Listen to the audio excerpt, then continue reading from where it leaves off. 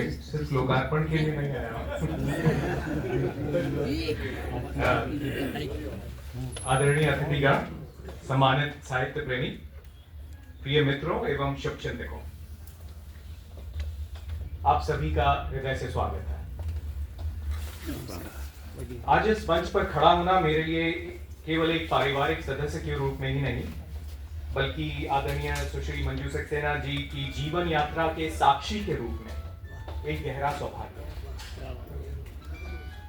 मैं इस अवसर के लिए हृदय से आभारी हूं उन लोगों के बीच खड़े होने के लिए जो भाषा और साहित्य को मुझसे कहीं अधिक गहराई से समझते हैं।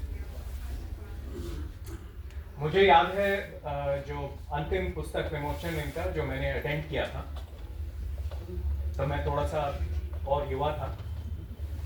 उस दिन मेरे पिता, जो सामान्यतः काफी दबंग प्रकृति के रहे हैं, उनको 2 शब्द कहने के लिए आमंत्रित किया गया और वो बिल्कुल निशब्द रह गए। इसी कारण मैंने अपने 2 शब्द लिख लिए हैं। उस दिन मैं उत्साहित था, लेकिन सच कहूं तो थोड़ा सा ऊब भी रहा था। उस वातावरण का पूरा अर्थ तब समझ पाना मेरे लिए कठिन था, लेकिन उसकी एक जादुई सी अनुभूति तभी भी कहीं भीतर दर्ज हो रही थी।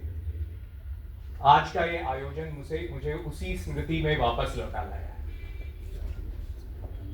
एक बेचैन बालक की तरह नहीं, बल्कि एक कृतज्ञ पुत्र की तरह। आज की संध्या 3 नए पुस्तकों के स्वागत की है और इस सभागार में ऐसे अनेक विद्वान उपस्थित हैं जो मेरी मां की रचनाओं पर मुझसे कहीं अधिक प्रामाणिक दृष्टि से बोल सकते हैं। इसीलिए मैं आज इन रचनाओं पे नहीं, बल्कि इन रचनाओं की रचनाकार पर बात करना चाहता हूं। और मुझे ये एक ऐसा विशेषाधिकार मिला है जो आप में से किसी को नहीं। मैं सुश्री मंजू सक्सेना को 52 वर्षों से जानता हूं। उस समय से जब मैं इस संसार को भी ठीक से नहीं जानता। तो आज मैं आदरणीय सुश्री मंजू सक्सेना जी के 3 रूप आपके साथ साझा करना चाहता हूं। एक मनुष्य के रूप में, एक लेखिका के रूप में और एक मां के रूप में। अगर मुझे अपनी मां को एक वाक्य में परिभाषित करना हो तो मैं यही कहूंगा कि रचनात्मकता उनके लिए एक शौक नहीं, ये उनके जीवन का ऑक्सीजन है। मेरी पहली स्मृतियों से ही मुझे याद है, ये नए नए काम सीखती रहती थी। कभी बागवानी, कभी ब्यूटिशियन कोर्स, कभी चाइनीज हीलिंग थेरेपीज,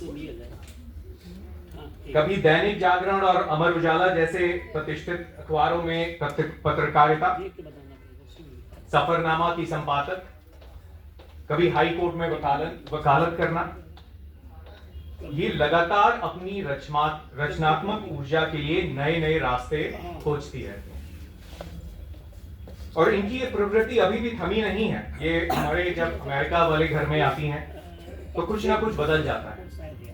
बगीचे में रंग बिरंगे पत्थर दिख जाते हैं, रोजमर्रा की वस्तुओं से अचानक एक सुंदर मंदिर बन जाता है।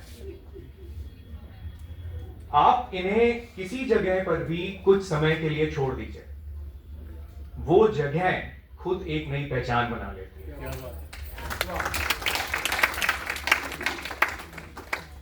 इनके भीतर सृजन के साथ मनन का भी एक चक्र निरंतर चलता रहता है।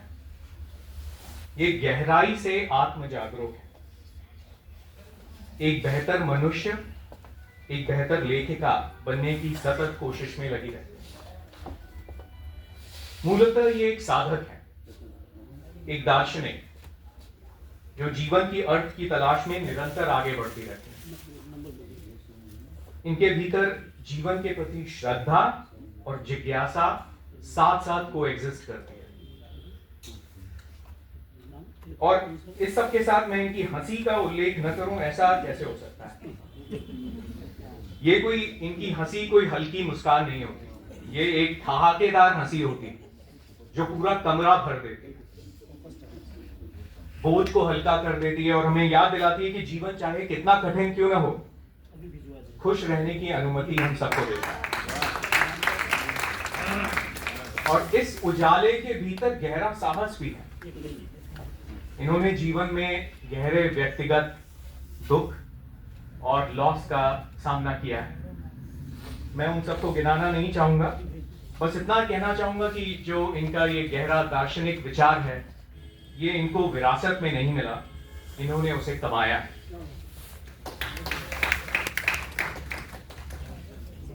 एक मनुष्य के रूप में ये जो भी हैं, ये इनकी लेखनी में उतर आता है। इन्होंने अपना जीवन एक मध्यम वर्गीय संसार की लय में जिया, उसकी सीमाओं से जूझते हुए ये उसकी सच्चाइयों की साक्षी बनी। इन्होंने उस मध्यम वर्गीय संस्कार के छोटे छोटे सपनों, समझौतों, मौन साहस और छुपे हुए दुखों को बहुत पास से देखा और ऑब्जर्व किया। इसी मध्यम वर्गीय संसार की आवाज हमें इनकी रचनाओं में मिलती है। इनके साधारण पात्रों की असाधारण दृढ़ता हमें इनकी रचनाओं में दिखाई देती है। अक्सर इनकी रचनाओं के केंद्र में स्त्रियां और कमजोर समाज के कमजोर वर्ग होते हैं। उनकी चुनौतियां, उनकी विवशताएं और साथ ही साथ उनका साहस, उनका आत्मसम्मान और अन्याय के विरुद्ध खड़े होने की उनकी क्षमता, यह सब सुश्री मंजू सक्सेना के जीवन की अनुभूत सच्चाई है। इनकी रचनाओं में एक द्वंद्व दिखाई देता है, प्रगतिशील विचार और पारंपरिक मूल्यों के बीच। ये सुश्री मंजू सक्सेना के एक पीढ़ीगत पुल होने का उदाहरण देता है। ये एक जनरेशनल ब्रिज है। आज जब हमारा समाज एक बड़े परिवर्तन और रूपांतरण के दौर से गुजर रहा है, तब ये नए और पुराने दोनों की साक्षी बनकर उनके बीच संतुलन बनाती है। इस संदर्भ में ये कहना उचित होगा कि इनकी लेखनी अनुभव करना और प्रत्यक्ष जीवन से जन्म लेती है। और मोगरा महक उठा संग्रह का एक शेर मुझे लगता है आज की इस संध्या को परिभाषित कर देता है। उम्र भर सुनती रही कहता जमाना जो रहा, उम्र भर सुनती रही कहता जमाना जो रहा, कहती मंजू आज दुनिया को सुनाना है मुझे।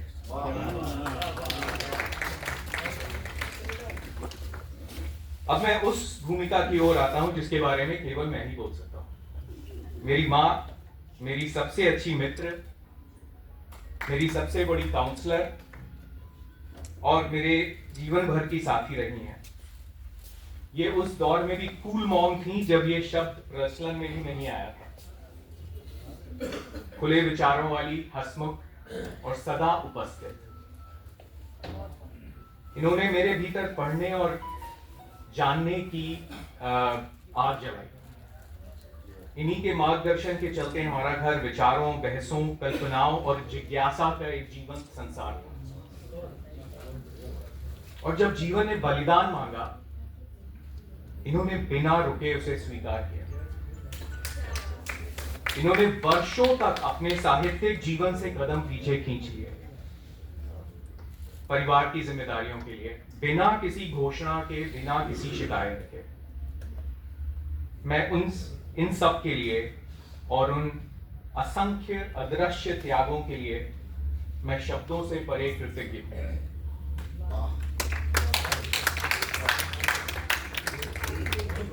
और जब मैं अपने जीवन की ओर देखता हूं तो मुझे एक बात भीतर तक छू जाती है कि मां की कहानियां पढ़ने से पहले मैंने जीवन पढ़ना इन्हीं से सीखा।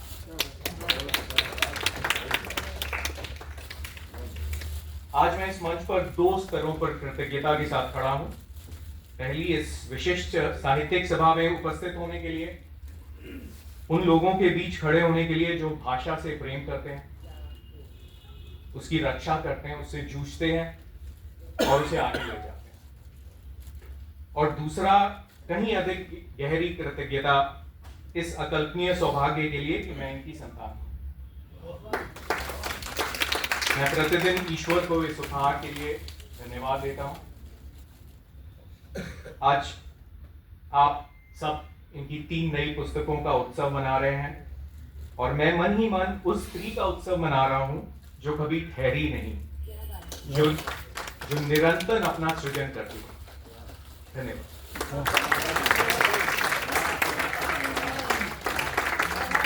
बहुत ही शानदार